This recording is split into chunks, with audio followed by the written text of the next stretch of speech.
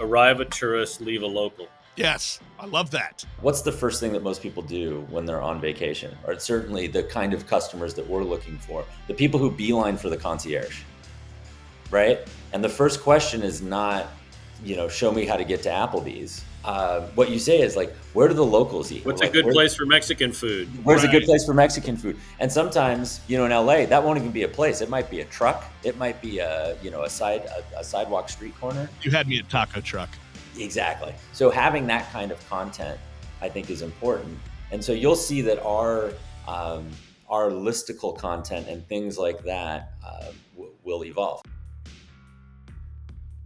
Welcome to the News Nirvana podcast. I'm your host, Nick Parker. The News Nirvana podcast features conversations with media professionals from across the country, highlighting our ever-evolving business models and showcasing the strong and effective journalism produced each and every day. This podcast is made possible to you by the generosity of Blocks Digital. Blocks Digital empowers content producers to connect with their worldwide audiences at scale and continuously transform to achieve their business goals.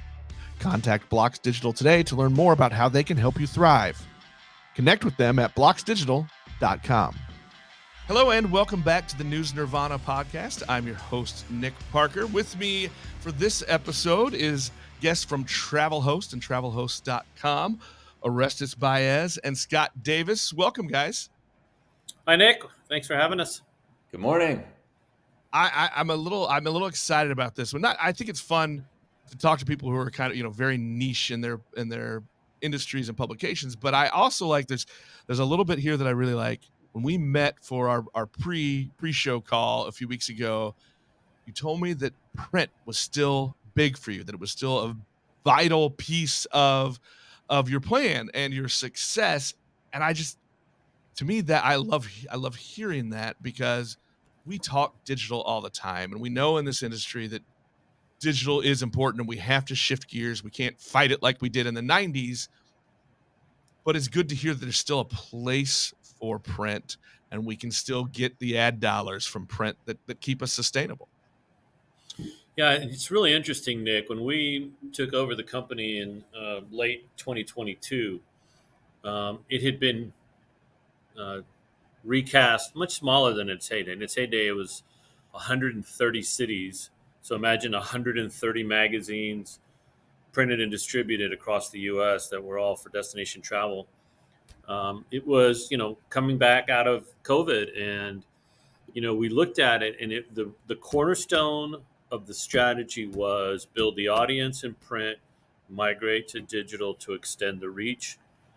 And so we were very aggressive the first year to open up as many markets as possible. And I can tell you, to a market, we can go in and there is a high degree of print focused on travel in that market.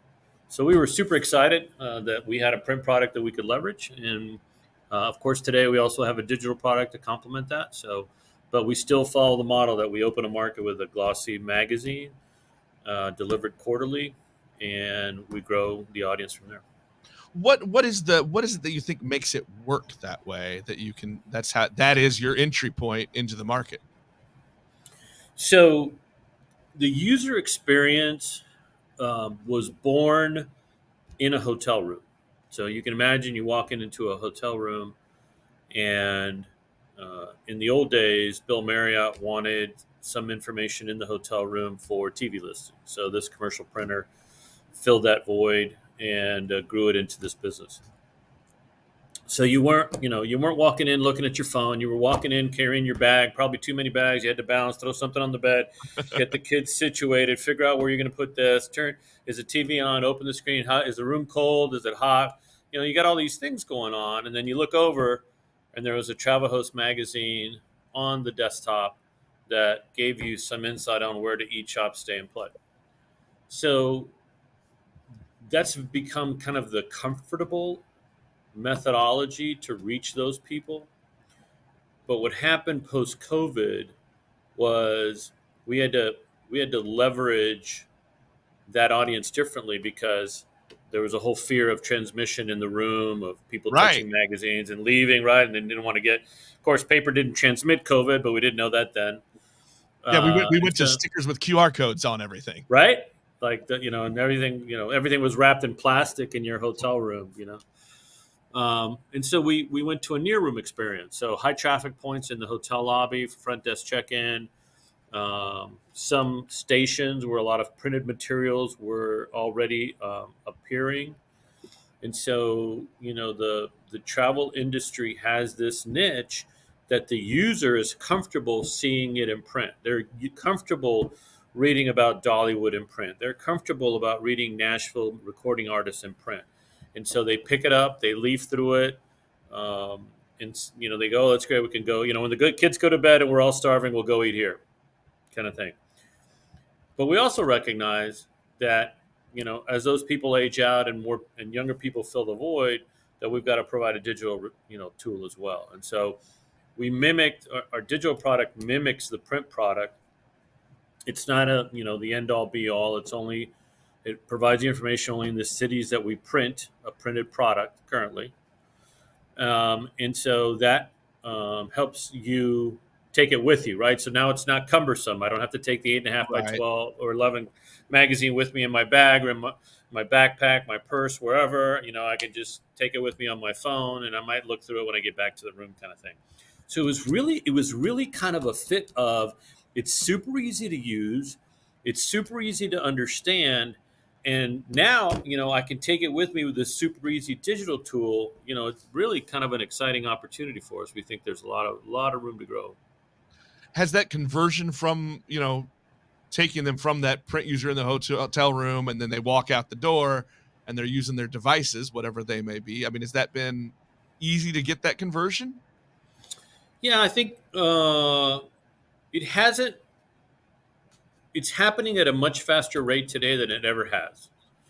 And so we've been very careful not to overshadow the print product as we promote the digital product, because we love the beautiful imagery that shows up in the print product.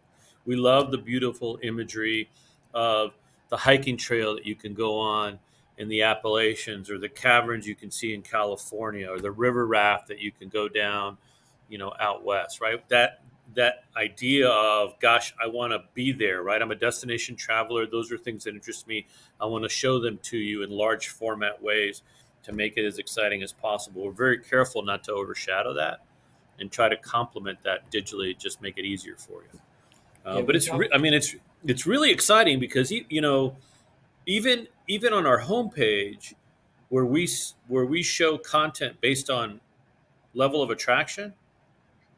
We had a story up about what it meant to be Amish. I think it was number one for like a week. Like everybody wanted to, like everybody said, "Wow, that's a mystery. Can define it for me, because I hear everybody talk about it, but I don't know what that means." So it was unbelievable. It's driving tremendous traffic. We have partner groups with us and other companies that create some content, some cruising content that drive tremendous traffic. We've repopulated that onto our website, and we're just starting, right? The content creation portion of the business didn't have kind of a universal methodology, and we're starting to evolve that. We're starting to look at, hey, what's the good content that we want to put in the printed product to make that engaging, and then carry them on to digital. I'm sorry, go ahead. Yeah. So the printed product we're becoming really interesting. So we're getting a lot of local writers to start submitting stuff. We're writing some things ourselves. We're dabbling in some AI generated content to see how that looks, because we don't have a newsroom, we don't have an editorial staff. We're not trying to mislead anybody. It's just content that we're creating. But the content stuff is getting really interesting. We're getting a lot of people that are starting to look at our content a lot more than they ever have, it's kind of one of those things that makes you kind of stop and go, I wonder if there's more there.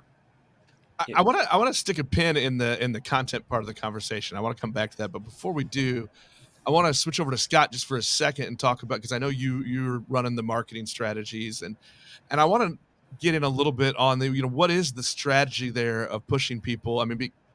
Look, your magazine's in the room. They walk in, it's in the room, or you've got your stuff in the lobby. What is your strategy to keep them in your loop? Yeah, they're doing. It's a great question. So we've talked a lot, and it's not, I'm not the first person to say this, but what digital and print allow you to do is be the right medium at the right time. And it's really important for us to give people, however they choose to consume information, the right path to purchase, right? And what's interesting is, for those who, the reports of the death of print, I think, have been greatly exaggerated, right? And there's some really great data around this. Almost 50% of people who go on vacation, so 1 out of 2 agree that if they have a phone in their hand, they can't unplug.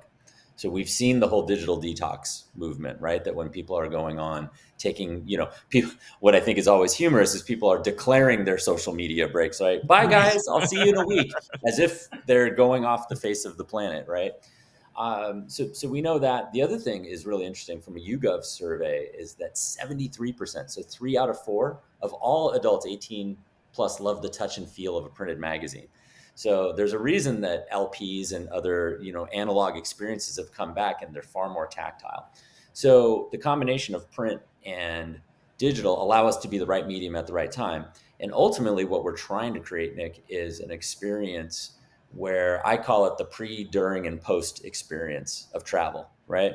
We all kind of know the pre-plan. When you are starting to figure out what, where you want to go, what you want to do, what airlines you want to travel, you're starting to make those specific choices. And there are plenty of transactional sites out there, the Expedias of the world and others, that are very good at getting you the transactional information, right? And then on the other side of the equation, if you want to kind of like imagine where to go or what to do, there's a lot of what I like to call the steady wanderlust sites, which is, your Atlas Obscuras, your Fodors, right? And they're very like pie in the sky, very internationally based and all of that. What we saw in the middle that's a real miss is hyper local intelligence for the domestic US traveler. And that's where we're really building our product around, right? Which is, we've also seen data that suggests that when people are in a market, no disrespect to our friends at Applebee's or McDonald's, but you can eat that anywhere nationwide. Right. But when you're in San Diego, you want to know what the local Italian restaurant is in Little Italy. And ideally, I don't want to eat anywhere I can eat at home. that's right. And ideally, what you want is that tip that says, hey, make sure to talk to Nick, the maitre d' on Tuesdays, because they've got an off the menu special that you won't see otherwise.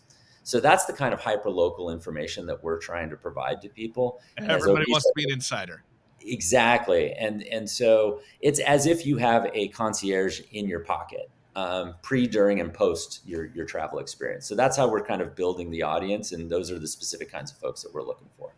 How are you guys then? I mean, this is a great segue back to content. How are you getting that? So, you just said we don't have a newsroom.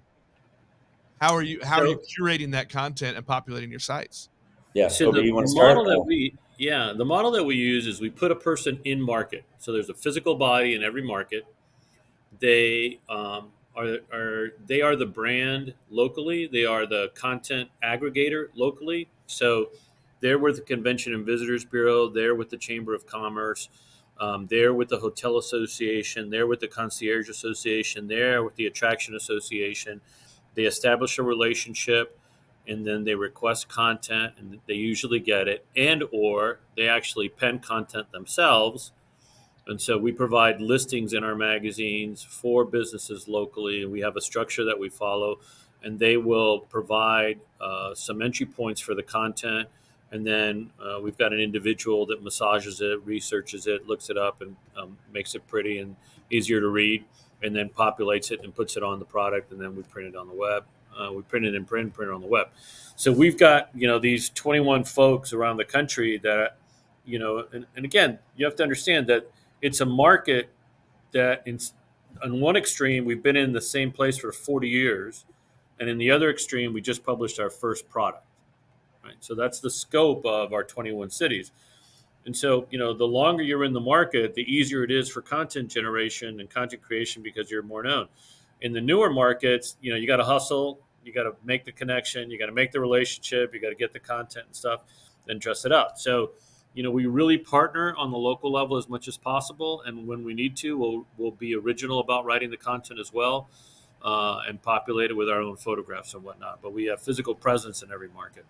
Yeah, I think it makes a huge difference, Nick, when and there's an authenticity to, like, when I'm dining in the restaurants that I'm recommending, right? And I've physically had the scampi, and I can represent, recommend the scampi, right? I think it makes a huge difference when you're actually staying in these hotels and visiting these attractions. And certainly, of the bigger attractions, right?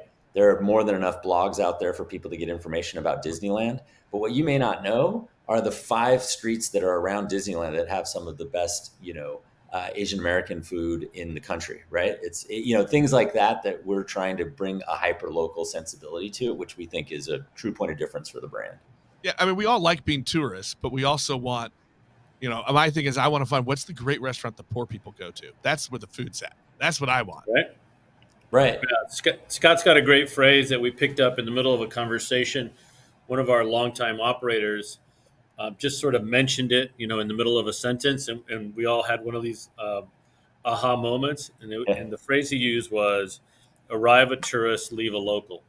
Yes, I love that. I love that. Right.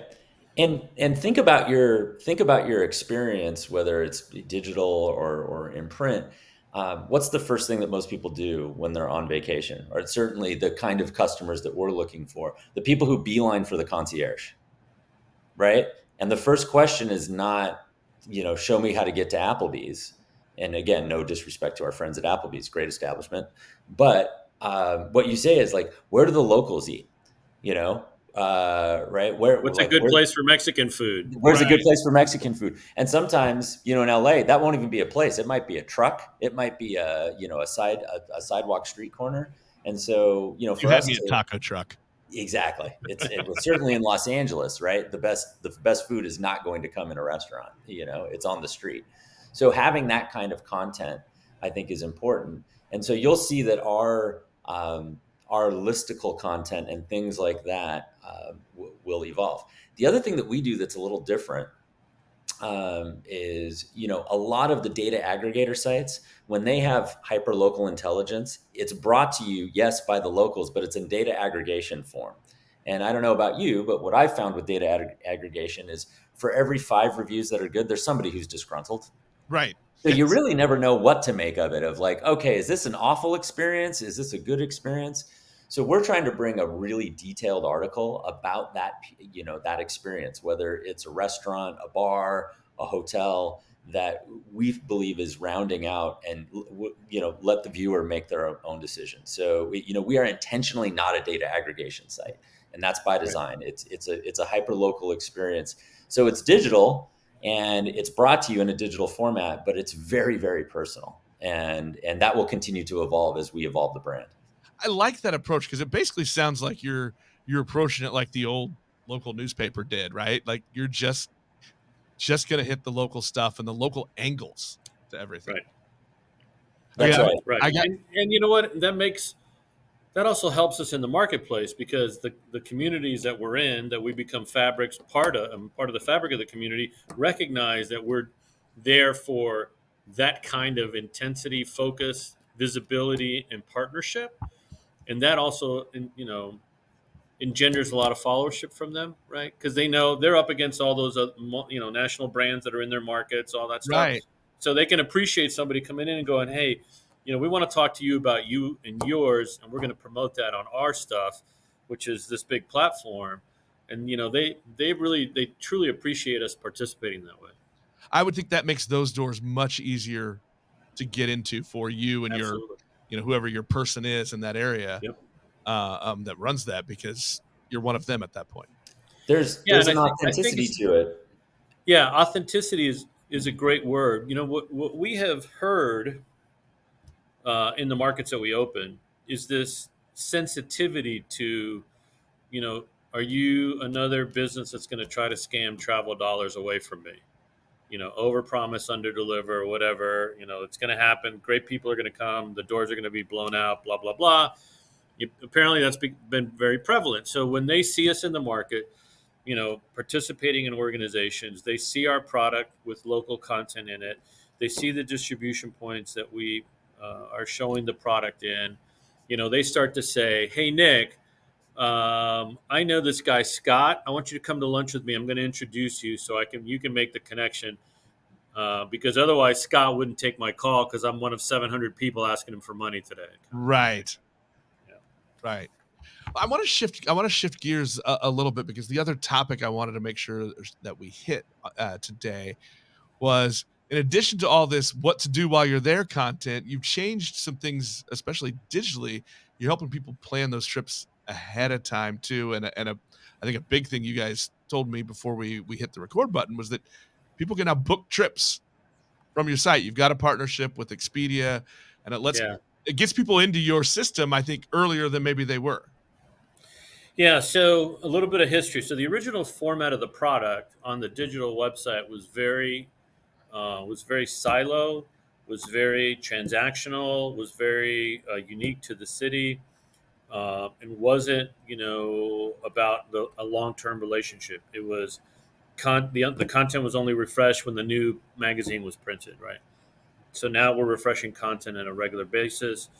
So we're engaging people all the time. We recognized early on that it would be really hard to try to scale as the next Expedia or Orbitz, right? So Right. what if we just create a portal that lets people that come to the TravelHost brand use Expedia if they want to book a hotel room, rent a car, take a flight, or take a cruise.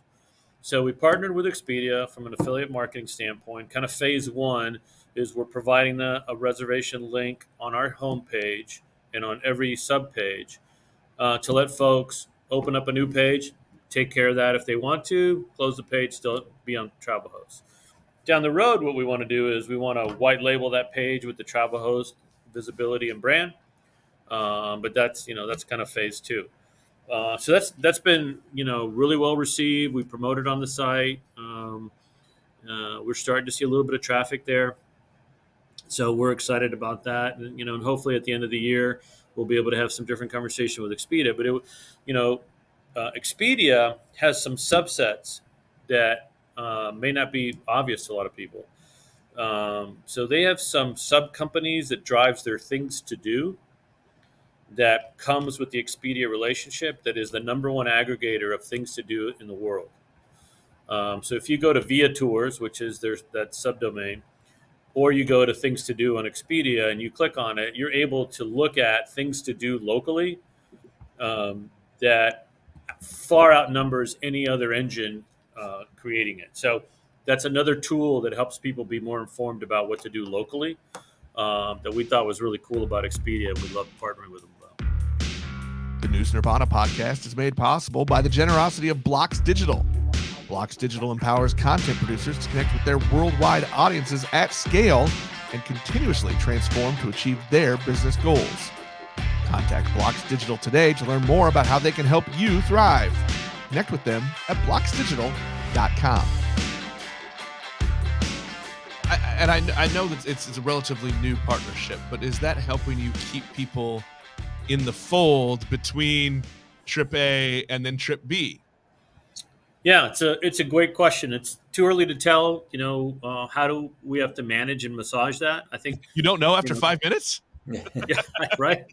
So I think Scott and I, our vision is that our relationship with Expedia, our relationship with Events, which is an event aggregator, helps kind of fill the palette for that destination traveler, so much so that we become more and more important over time because we have places for them to make the choices they want to make, and they don't have to go to multiple places and do that. So, if we can become kind of a single source point without falling prey to the aggregator syndrome of what to do, where to go, and how to do it for a traveler, I think we would be pretty happy with the outcome. Do you have a strategy to stay in touch with users, say between their trip to Disney and when they're thinking about their trip to Washington, D.C.? Yeah. So in 2 markets, we're testing an email marketing campaign to use attribute-based scenarios to identify individuals to contact with information about TravelHost. So we're testing that in 2 markets. We haven't come to a conclusion yet on how and what we're doing that. Separately from that, we've allowed users on the website to sign up for an individual newsletter for each city. So at the first day of every month, you'll get a newsletter with content from that city. And so we've started to promote that. That's brand new. That allows to start to aggregate some city-specific audiences that will help us in the future try to curate content, right? So if you're specific to Memphis and we know that you like looking at the offers for barbecue and you travel to LA and we know you're in LA, we should be able to send you barbecue stuff for LA because you love barbecue, right? That's our vision. And then on the very sort of far end of this, we're in some conversations with some companies that are very well known, very nationally known, very famous for creating events that aggregate email addresses that you can then promote to, and using all kinds of things, whether it's, free mortgages paid for a year or car payment for a year or cruise vacations or whatever, but just kind of tickle some of the attributes that we're looking for in our audience to aggregate email addresses and then be able to populate that and communicate to them differently. So we're in the sort of the first steps of that, but that's the goal that we have, is to be able to build these touch points, attribute based individuals that we can communicate with electronically at whatever cadence they're comfortable with. Well, but before I go to the next thing, I need to tell you that I'm based in Kansas City, so I'm by ordinance obligated to point out that you mentioned barbecue twice and did not talk about Kansas City, which is, barbecue of the world. It Just is. put that out there. Remind everybody. Yeah, I just I'm genuflecting, bowing my head to Kansas City barbecue. And Nick, feel free to apply for the open Kansas City position. Oh, there we if go. you would like to publish. If you'd like, TravelHost.com. Yeah. But we need to get you guys here. Absolutely, we should get you here. 100%. What you were just talking about, I'm curious how you are, and I know I don't really have the time to really dig in as deep as I want to on this, but I'm curious how you're collecting that data and really how you're kind of looking at it and using it to be able to do all of the things that you just talked about to nudge people based on attributes and data points that you're collecting. Yeah, so we're aggregating email addresses. We're using double opt-in purchased email addresses to start to populate and seed lists. We're using because again, 12 of our markets are existing, so we have existing databases in their markets, and then in the markets that we open up, we start to build and collect email addresses in that market, touch points in that market, that we can then scrub against email marketing engines to see what kind of attributes they have, right? So we don't have a single source solution for that, so we're kind of touching them in a couple of different places to try to build that profile. And then, eventually we hope that being able to use any of the digital interaction as a way to aggregate some information about who the users are is another touch point that we'll use later down the road to help start to build some profile of the folks that are using our site, and start to be able to do, the normal things you do. Who's a high-end user of our site? What do they look like? What do they like? Can we take those attributes into other markets and look for lookalikes and then leverage that into more audience, right? So, yeah, one of the other things it's baby steps. What's been really fascinating for me is how you can use these new powerful AI tools to start modeling audiences, right? So the old school logic, right, of course, is drive everybody to your site, put a cookie on them, right, track them everywhere they go, and that was kind of like that argument of, the early heydays, halcyon days of selling digital advertising, right? Is I can follow every single place they go. And yet the mathematics of it all, right, were that if you were running banner ads and you were on a good day, 99% of the population didn't click on your ad, right? Right. So what I've been really fascinated by, though, is the way that we can aggregate search behavior at a hyperlocal level to really understand what people are looking for and what's the information that they are trying to track. And so we're also looking at models that allow us to model behavior just outside of our own environment as well, right? So clearly we've got our heavy users and we can look at the heavy users and how they're experiencing the site. But the AI, the ability of AI to model and understand what a customer looks like and how they're moving throughout an environment is unbelievable right now. And I think that's going to allow us to build sharper content, right? Because if we have an intimate understanding of what people are looking for and how they're experiencing a market, we can build the information, purposely to ensure that they're getting the information they need from us to make the best decisions about their travel. And Scott has an interesting perspective. He comes from, a national recognized major agency. He ran campaigns for major car manufacturers nationwide. He's played in a very big, large space, and his ability to take a look at travel hosts and decipher where these opportunities lie and how those theories and things that he's experienced can apply into the travel host space, which is decidedly much smaller than the areas that he's been in, is really fascinating to watch and listen, because he can look at certain situations and extricate dots that we can follow that makes it really interesting about what we do next, right? And again, this is all brand new to us, right? I mean, we're 15 months into this journey. Yes, the company's been around since late 60s, but it went through its heydays and it didn't have, kind of the strategic overview that we have now and a whole lot of things. Today we're looking at it holistically, universally from a national standpoint, and how do we build this world out and leverage it? And really we're just getting started. And every day comes up with new ideas. It's like, hey, you can do this, and hey, we can do that. And every once in a while we kind of stop and go, okay, we can't do all that. We got to do one thing. That's my worst thing as a business owner, right? It's like I love the ideas, and then I got to remember, oh yeah, let's try one. Yeah, right. That's right. And we're very, I definitely take the fail fast model, right, in digital, which is we'll try stuff, and if it blows up on the launching pad, we take the learnings and we just move on to the next thing. That's why digital's great. And also the American behavior has changed, right? In terms of, it's if you're pure to your brand mission and you try things, the American public is very willing to forgive you for if something it doesn't work, as long as it was an honest effort. I mean, they'll be clear with you that they didn't like it, but it's not like you've been, that someone will walk away from you as a brand. So I think we're putting earnest efforts into the marketplace, and part of that hyper local appeal that I think really works is when you have that sort of earnest brand strategy at the core. There's an understanding that we might try some stuff locally that isn't perfect. And what's great is our advertisers are also helping shape our content, right? Because they're vocal about knowing what works and what doesn't work, right? I just had a conversation yesterday with someone in San Diego, and he was walking me through how his boat tours change throughout the months, depending on the demographics of who's traveling and how that boat tour then has to change. I mean, it was fascinating information, right? And you'll never get that, by just looking at the data points on your website, right? So it's this combination of all things, to Orestes' point, AI data on our own site, and then that first person knowledge that we think we're going to be building a more intimate picture of a consumer than anybody else can do. I want to, as we start to wrap up here, since you've mentioned kind of the overarching business model, and you gave me the halfway pitch of taking the KC slot.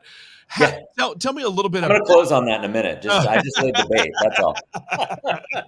Tell me about that business model and how you're working with the individual market locations.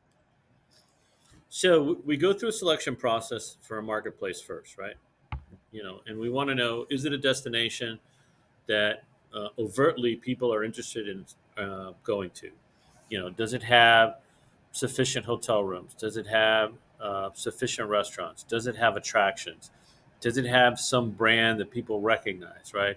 You say Orlando, everybody thinks, Universal Studios and Disney, right? Orlando's 8 counties worth of things, right? Much more than that. Fort Lauderdale, Miami, people come from all over the world there, right? So, we look at cities where we can make an impact to that information vacuum first and foremost. Okay. So we identify a city, we hire an individual in that market, we sit them down, we do an onboarding, we talk about the strategies you've heard us talk about, and then we talk about how do you put that into action. So now we go into the marketplace And we break up the customer base into a couple of things. One, we call it the obvious choices. The thing that if they pick it up, they expect to see it in the marketplace, right? So, we coach people heavily that you want to go get the obvious choices. We'll be as creative as we can be to bring those people into the publication because you want that credibility when they pick it up because they expected to see that. So that's one group. The second group then is the these are a bit more challenging, but they tend to be national organizations that have individual businesses that run an attraction, that run a restaurant. Um, and those are, hey, we want to fulfill that eat concept. And so we're targeting those individuals.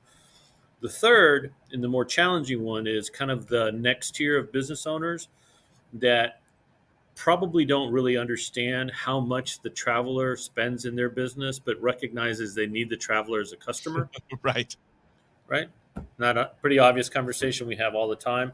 So then we have conversations with those individuals then about programs and opportunities. One of the major attractions that we bring to the process is, hey, Nick, you've got a great barbecue restaurant in Kansas City. One of the things that we can do as you sign on to be part of TravelHost is we can author an article about your Kansas City barbecue and what makes it different, what makes it better, what makes it stand out in Kansas City, and what may make it stand out nationally. And we're able to bring that to the party and include that in the package. It's not just a transactional visual ad that you're going to promote, right? And so, and we coach our businesses into saying, hey, we're a complement to your marketing strategies. We're not the end all be all. We want you to use us along with other things because there's so many touch points that traveler is going to visit. We want you to be in multiple places, but certainly include us in the buy. So then we bring to bear that this branded content is a familiar term that we use to write about that business and be able to create some distinctiveness to their business as the traveler is experiencing their content, right? And then after that, obviously, we carry that to digital, and then, we typically publish 4 times a year in a market. Our more successful markets publish 6 times a year. We do seasonality, we do thematic, we do a lot of maps and neighborhood stuff because people like to, they go to Nashville, but they don't realize there's a great small town right next to Nashville called Franklin that is wonderful to go through, right? So we talk about Franklin and we advertise Franklin and we promote Franklin or Brentwood, et cetera, right? So it's not just about the major city. And so we start to have those conversations. Then we have a distribution partner, which is really important for us. We physically partner with folks in our marketplace and we spread our product footprint across whatever the geographic boundaries of what we want. In Phoenix, we're being delivered to over 300 locations. And Phoenix is one of the largest footprint cities we have in the United States.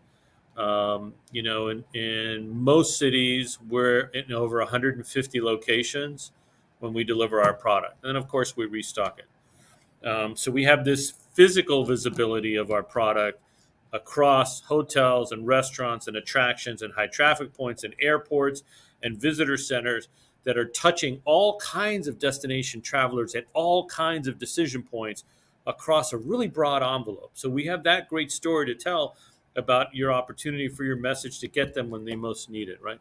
And so we complement that then with the digital strategies, and that's kind of what we leverage from a business standpoint. As we grow more product, as we do different things, as the digital world evolves, could there be other ways to do that? Absolutely, we're open to it, but that's kind of the strategy we're using now. And Nick, what's interesting about adding the digital product to the portfolio is it allows us to open a market much faster. Oh, right? yeah. Because I can turn on, right? Once I have somebody in market, normally you're looking at 90 to 120 days of relationship building. I got to print the product. I got to distribute the product, yada, yada, yada. It can often be, if we're motoring, it's a 3-month process. If we're being, very methodical about it, it could be a 6-month process. Digital allows us to turn those lights on very, very quickly, right? We can actually, through some of the AI intelligence that we were talking about, we're going to be able to build a body of content in a market before we even drop somebody in. And Right. then that person can then go and bring the hyper-local aspect to it and start turning on, as we start appealing to marketers in the marketplace, or finding new information, we can start turning that on very quickly while we're still building the bones of the book. And then once the book comes out, and then we've got complementary pairs and partnerships. So, that's what excites me is this is the part where I stress out OB, but our ability to turn on markets is only constrained by the ability to ensure that we live our brand mission and put somebody in the market. So again, I'm super glad that you've applied for the position in Kansas City. Great. And we'll get back to you in a week on where you stand. But I think there's no reason why we couldn't be in 50 to 100 markets in the next several years. It's just the digital product allows us to move so much faster, so much quicker. And I think we're only constrained by our ability to do it the way we want to do it. We won't turn on a market if we can't do it in the TravelHost way, which is it will never be done purely through data aggregation, right? It just won't, because that's just not who we are. And it's not fundamental to our belief. Our belief is that you have to be in the community and of the community to help people understand how to support the community. So I love that, because I think that's a thing that has been missing in a lot of publications. Like when you think big national, right, that you forget that the success in the market comes from local relationships and local content and things that those people can relate to. There's an old school feel to it, but with a modern take on Right. what that feels, right? I still think that people crave 1v1 contact. And whether you're doing that, part of the reason I think all the AI models are so popular right now is because people are trying to create a personal relationship with their digital device, that it's absolutely. Like, you could also just walk out the front door and go to your local coffee shop and talk to somebody. These are broader conversations for another podcast. Yeah, exactly. broader conversation for another podcast. But I do think that is, but I think we're using digital in the right way and still bringing a very personal touch, because like I said, fundamental to our belief is that these thriving local cultures are what people want to experience. And we're trying to give them access to that in any way that they want. Well, you're still making, even though it's focused on travel and things to do and how to plan, it's still about local stories and local connections. It's about the people. Right. Correct. Right. And that's how publications work. 100%. Scott, OB, thank you very much. I appreciate you guys taking some time today. This was thank awesome. you for having us. We enjoyed it. I'm going to ask one more question. So either tell me one great success story or one thing that keeps you guys excited about the future of TravelHost. Oh, this one's easy. So we have a publisher in California. When he started, he literally had to take all of his advertisers to the bank to show them he had a real meaningful business, because he was in tough times, and he might lose his house, and he had to prove that he had a viable business for them to refinance his mortgage. 11 years later, 75% of the advertisers that were with him when he started are still with him. Wow. That is incredible retention. It's amazing. And I don't have a specific story in my 6 months that stand out quite as strongly as that. But what I'll tell you is that when I talk to people about what I'm doing and how I'm doing it and the people that I'm doing it with, everybody's eyes light up. And there's it's clear to me that there's an untapped vein of interest of people who, yes, love the data aggregation sites for what they can bring you, but that it's feeling a little hollow compared to where people want information. So that's where I get excited, is when you're, ordering a bagel at the local bagel store and I tell people what I do. They're like, well, when are you opening in West Los Angeles, Scott? Because we want to be a part of the process. So I think there's an excitement among local marketers to capture this destination traveler. And it's clear that people are excited for something that's a little different in the marketplace. So that's what keeps me going all the time. That and the fact that we've opened Kansas City on this podcast. Wow. So this is it's fantastic. fantastic. Thank you so much. Yeah. It's going to be great. Orestes, Scott, thanks so much. I appreciate it. Take care. That will wrap us up for this episode. We'll talk to everybody next time.